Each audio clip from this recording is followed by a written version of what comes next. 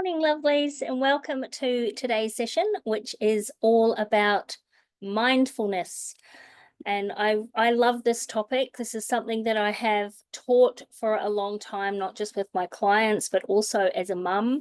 The power of our thoughts, the power of our words, the way that we show up, and and ways that we can really help to have a more positive experience in life and a lot better for your nervous system when you are sending it positive signals rather than these fight or flight cortisol producing thoughts and words, etc. So what we really I want to cover today is things around your thoughts, how our self-critical thoughts can really trigger fight or flight responses, and that spikes the cortisol. It keeps your body in a state of tension and like there is danger. So what we say to ourselves, like in negative things about the way that you look or feel or circumstances or people or all of these low vibrational negative thoughts actually have a physiological response in your body. And I'm not saying that you can't have the thought, because that's just, we're humans. But if we have the thought and are aware of it, if we're mindful of the thoughts that we have, and then we quickly reframe them, so that we really encourage a practice of a practice of noticing and reframing, so that we can help to have a more positive and calming effect on our nervous system long term. Same with the power of our words, the power of the tongue, so they say. The words can either give life or take them away. So let's really be mindful about the words that we use to talk about ourselves, the words that we use to talk about others, how we deliver our message, our communication with one another, and how really important that is to be mindful about what you're choosing, the words that you're choosing, and just be in when we're in a mindful state, we're much more likely to respond rather than react. And a reaction is very much that's a central nervous system, cortisol, bang. If we stop and pause for a moment and just be mindful about what we're going to say next, and respond in a way that has powerful, we can still be assertive and have boundaries and all of the things if we're in situations that we need to communicate those things.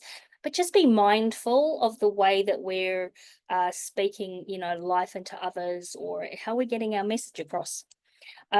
Another really beautiful practice is also mindfulness before we eat. And in some religions and cultures, it's really common to, say grace and give thanks, or have a gratitude moment before the meal is, before they partake in the meal. And I actually really encourage that. I think that that is a really beautiful. You don't have to actually have the grace ceremony, but just for a moment, just before you pick your knife and fork up to eat your food, just really stop, just take a few deep breaths, and just really allow your parasympathetic, that rest and digest state, the vagus nerve, to really just set in, so that when you eat your food, and you're grateful for the food, you're grateful for the nourishment that you're going to get from it, you're grateful for, the fact that you've got food on the table. The gratitude actually helps to lower the cortisol, and the breathing helps to stimulate the vagus nerve, and get you into a more parasympathetic state, which is much better for you when you eat, because you'll be digesting your food better when you are in that rest and digest state, rather than in the the cortisol loaded fight or flight state. So also, when we're eating, just be really mindful about our chewing. Something that we just take for granted, like breathing. That when you're chewing your food, really be mindful of the fact that you're actually chewing. It reduces overeating. It allows your gut to and brain to communicate that you're actually, that you're full. There's a lot of senses, and there's a lot of communication pathways and signaling that goes on when we're actually chewing our food before it even gets to the stomach. So just be really mindful around that when you're eating food, and eat foods that are really nourishing to the body, and know that you wouldn't buy a expensive car, for instance, and go and put crappy fuel in it, or not do an oil change. Things like that. It's an interesting analogy, but it's the one that came to mind. Also, mindfulness around breathing is actually really, we've talked about this previously. Our breathing, shallow breathing, is quite a common side effect of somebody who's really in that fight or flight state, and their shoulders can be up and there's this real tension across here.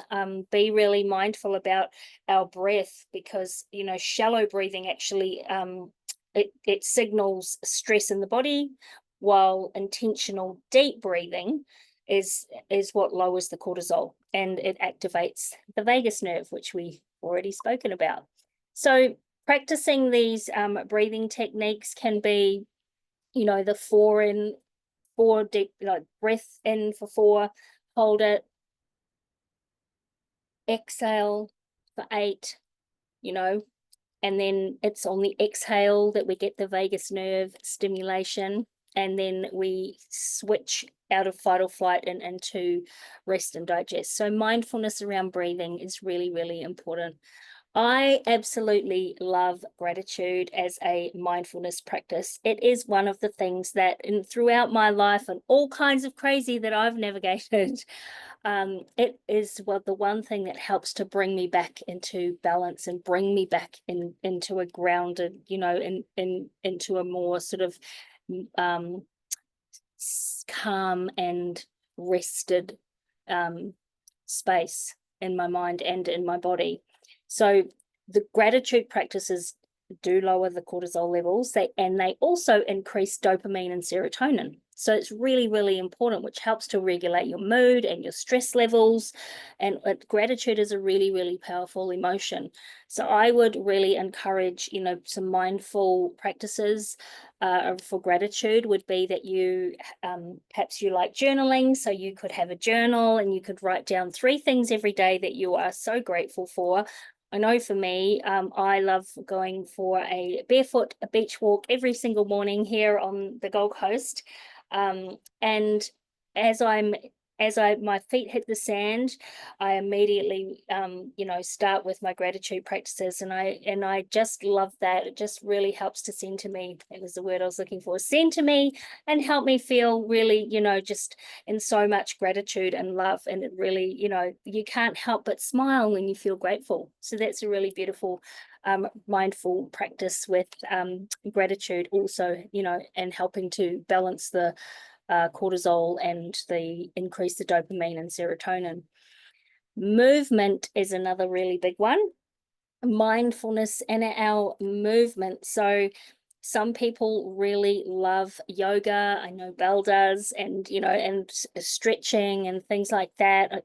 These slow, intentional movements, even slow, or like just walking, can really help to lower the cortisol, as opposed to movements like heavy, high intensity training and things where putting your body under a lot of stress that actually stimulates more cortisol, which is what we're trying to bring back into balance. So just be really mindful of the movements you're doing, especially if you know that you do have a tendency to have this chronic cortisol rise that's playing havoc with different parts of your body. So mindfulness around movement, even just if you're in the kitchen cooking and you've got the music playing and you just bopping around, the fact that you are that you are moving your body, you're feeling joy and happiness, which is a high frequency, that will in turn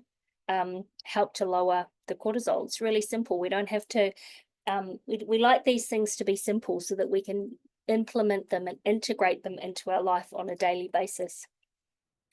And just to close, I wanted to just really speak into how, you know, how mindfulness can really have a ripple effect throughout every part of our life. You know, whether it's that we're pausing before our meal to, you know, really give thanks and gratitude, it was reframing our thoughts, focusing on our breathing, you know, all of these things, you know, moving our body, they all have a ripple effect, not just physiologically, but also, you know, psychologically and our mental wellness. And it really helps us to bring this the cortisol levels back into balance, to reset those. And it also helps to bring about more, sort of, you know, presence and peace and connection in your life. You know, we all really, I think sometimes we get so busy in our lives that we're like rushing around and we're doing all the things and we're like, do. And mindfulness can really help to just center you, bring you back into your body, and just really pause for a moment. And I hope that these things, these mindfulness tips have been really helpful for you. I'd love you to share one of the mindful habits that you're going to start practicing today. And let's do this together. Sending you all so much love, and we'll see you on the next video.